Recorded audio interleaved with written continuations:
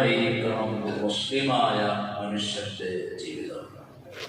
അഹങ്കരിച്ച് നടക്കാൻ പാടില്ല. പ്രത്യേകിച്ച് നാമാരും വലിയ ശക്തന്മാരോ അല്ലെങ്കിൽ സാമ്പത്തിക ശേഷിയുള്ളവരാണോ ആരോഗ്യമുള്ളവരാണോ ഒരുപാട് കാലം ഇവിടെ ജീവിക്കുന്നവരാണോ എന്നൊന്നും ആരും തെറ്റിദ്ധരിക്കണ്ട. സൂറത്തുൽ ഗാഫിറിലെ ഒരു ആയത്താണ് ഖുതുബയിൽ ഓതിയത്. അല്ലാഹു ചോദിക്കുകയാണ്, അവലം യസീറു ഫിൽ അർദ്, അവർ ഭൂമിയിലൂടെ സഞ്ചരിച്ചിട്ടില്ലേ? അവർ ഭൂമിയിലൂടെ സഞ്ചരിക്കുന്നവരല്ലേ? അവർ സഞ്ചരിച്ചിട്ടില്ലേ? എന്നിട്ട് ഫയൻദുറു കൈഫ കാന ആഖിബത്തുൽ ലദീന മിൻ ഖബ്ലിഹിം, അവർക്ക് മുമ്പുള്ള, അതായത് നമുക്ക് മുമ്പുള്ള ഒരുപാട് ഉമ്മത്തീങ്ങളെ, അല്ലാഹുവിന്റെ സൃഷ്ടികളായ മനുഷ്യരുടെ അവസ്ഥ, അവസാനം എങ്ങനെയായിരുന്നു എന്ന് അവർ ചിന്തിച്ചിട്ടില്ലേ? കാനൂ ഹും അശദ്ദ മിൻഹും, നിങ്ങളെക്കാൾ അവർ ശക്തന്മാരായിരുന്നു. ഖുവ്വതൻ വആസാറൻ ഫിൽ അർദ്, ഭൂമിയിൽ ഒരുപാട് ആയുസ് അവർ ജീവിച്ചവരാണ്. ഭൂമിയിൽ ഒരുപാട് പൈതൃകങ്ങൾ സൃഷ്ടിച്ചവരാണ്. ഭൂമിയിൽ ഒരുപാട് അത്ഭുതങ്ങൾ കാണിച്ചവരാണ്. ഭൂമിയിൽ എന്തെല്ലാം കഠിനാധ്വാനം ചെയ്തവരാണ്. അവരുടെ ശക്തി കൊണ്ട് ലോകം തന്നെ അവർ ഉറപ്പിച്ചവരാണ്. പക്ഷേ അവർ ചെയ്ത ദോഷത്തിന്റെ കാഠിന്യം കൊണ്ട്, കാരണം കൊണ്ട് അല്ലാഹു അവരെ ശിക്ഷിച്ചു കളഞ്ഞു, പിടിച്ചു കളഞ്ഞു. അല്ലാഹുവിൽ നിന്ന് രക്ഷ പ്രാപിക്കാൻ, അവർക്ക് രക്ഷിക്കാൻ ഒരാളും ഉണ്ടായില്ല.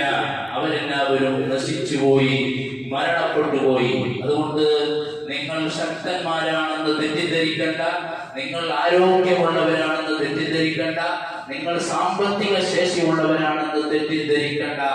നിങ്ങളെക്കാളും ശക്തന്മാരായ ഒരു ഉമ്മത്ത് ഇവിടെ കഴിഞ്ഞു പോയിട്ടുണ്ട്. അവരുടെ വയസ്സ് 1000 ചില്ലാനമാണ്. അവരുടെ ശക്തി അത്രയും വലിയതാണ്. അവർ ലോകം അടക്കി ഭരിച്ചവരാണ്.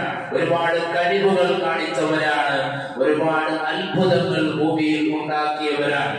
അവരെ തന്നെ അള്ളാഹു പിടിച്ചിട്ടുണ്ടെങ്കിൽ നമ്മൾ ഒരിക്കലും അള്ളാഹുവിന്റെ ഒരു പ്രയാസമല്ല. അതുകൊണ്ട് അഹങ്കാരത്തോടെ ആരും ജീവിക്കരുത് എന്നാണ് ഇന്ന് ഖുതുബയിൽ നമ്മെ ഉത്ബോധനം ചെയ്ത ആയത്ത് പറയുന്നത്. അതുകൊണ്ട് വളരെ സ്നേഹത്തിലും, ഞാൻ വളരെ പാവപ്പെട്ടവനാണെന്നും എപ്പോഴാണ് മരിക്കുക എന്ന് നമുക്കറിയില്ല എന്ന ചിന്തയോടുകൂടെ സൽക്കർമ്മങ്ങൾ മാത്രം ചെയ്ത് അല്ലാഹുവിനെ സദാ ഓർത്തുകൊണ്ട് ജീവിക്കണമെന്നാണ് ആകത്തുക. പ്രത്യേകിച്ച് നാം എല്ലാവരും സാധുക്കളാണ്. അല്ലാഹുവിന്റെ അരികിലേക്ക് ചെറുത്തി നോക്കുമ്പോൾ നമുക്ക് അല്ലാഹു തന്നതാണ്. അതെല്ലാം ദുനിയാവിൽ ഹലാലായ രൂപത്തിൽ സമ്പാദിക്കാനും ഹലാലായ മാർഗത്തിൽ അല്ലാഹു പൊരുത്തപ്പെട്ട നിലക്ക് നമുക്കും കുടുംബത്തിനും ചെലവഴിക്കാനും പ്രത്യേകിച്ച് പാവങ്ങൾക്ക് സഹായിക്കാനുമുള്ളതാണ്. ഒരുപാട് അധ്വാനങ്ങൾ ഉണ്ടാക്കി വെക്കാനല്ല അല്ലാഹു പറയുന്നത്. അതെല്ലാം ആവശ്യത്തിന് ചെലവഴിച്ച് മറ്റുള്ളവർക്ക് കൂടി ഉപകാരപ്രദമാകുന്ന രീതിയിൽ ഭൂമിയിൽ ജീവിച്ചാൽ അല്ലാഹു പ്രത്യേകം തരും. എത്രയോ പാവപ്പെട്ടവരുണ്ട്.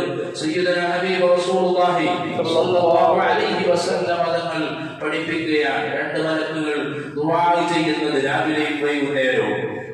എന്താണ് ദുആ?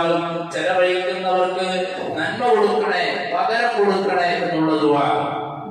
അതുപോലെ ചെലവഴിക്കാതെ പൂർത്തിവെക്കുന്നവർക്ക് നീ നാശം കൊടുക്കണേ എന്നുള്ള ദുആ. അതുകൊണ്ട് അല്ലാഹു തന്നതിൽ നിന്ന് പ്രത്യേകിച്ച് എത്രയോ പാവപ്പെട്ടവർ നമ്മുടെ ചുറ്റുഭാഗത്തുണ്ട്. ഭക്ഷണം കഴിക്കാൻ പ്രയാസമുള്ളവർ, അല്ലെങ്കിൽ ദൈനംദിന ജീവിതത്തിന്റെ പ്രയാസമുള്ളവർ, എത്രയോ പ്രയാസപ്പെടുന്നവരുണ്ട്. അവരെ കണ്ടറിഞ്ഞുകൊണ്ട് നാം സഹായം ചെയ്യണം. പേരിന് മാത്രമല്ല, അല്ലെങ്കിൽ ഉള്ളവർക്കല്ല കൊടുക്കേണ്ടത്. നമ്മുടെ പ്രശസ്തിക്ക് വേണ്ടിയോ അല്ലെങ്കിൽ നമ്മുടെ വരക്ക് വേണ്ടിയോ സാധുക്കളെയാണ് നാം സഹായിക്കേണ്ടത്. പാവങ്ങൾക്കാണ് ഭക്ഷണം നൽകുന്നത്. നാമൊക്കെ സാധാരണ നമ്മുടെ വീട്ടുകളിലൊക്കെ വലിയ ഉള്ള ആളുകളെ, പണക്കാരെ ക്ഷണിച്ചുകൊണ്ട് ഭക്ഷണം കൊടുക്കും. അത് നല്ലതല്ല എന്നല്ല പറഞ്ഞത്. എന്നാലും അതിനേക്കാളും നല്ലത് പാവപ്പെട്ട എത്രയോ ആളുകൾ ഉണ്ടാവും. അവരെ നാം കണ്ട കണ്ടറിഞ്ഞുകൊണ്ട് സഹായിക്കണം. മഹത്തുക്കളായ പണ്ഡിതന്മാർ ദോഷം പൊറുക്കാൻ വേണ്ടി പറയുന്ന ഒരു അമലാണ് നിനക്ക് ഒരു തെറ്റ് സംഭവിച്ചാൽ നീ ഒരു സ്വതക്ക ചെയ്യണമെന്ന് മഹാന്മാര് പറയും. അതുകൊണ്ട് പാവങ്ങളെ സഹായിച്ച് ഞാൻ എപ്പോഴാണ് മരണപ്പെടുക എന്നറിയില്ല, ഞാനാണ് ദുനിയാവിൽ മോശപ്പെട്ടവൻ എന്ന് മനസ്സിൽ ഓർത്തുകൊണ്ട് സാധുവായി ജീവിക്കുക എന്നുള്ള ഉത്ബോധനമാണ് ഖുതുബയുടെ ആയത്ത്. അല്ലാഹു അതിലേക്ക് നമുക്ക് തൗഫീഖ് നൽകുമാറാവട്ടെ. നമ്മുടെ ദോഷങ്ങൾ അല്ലാഹു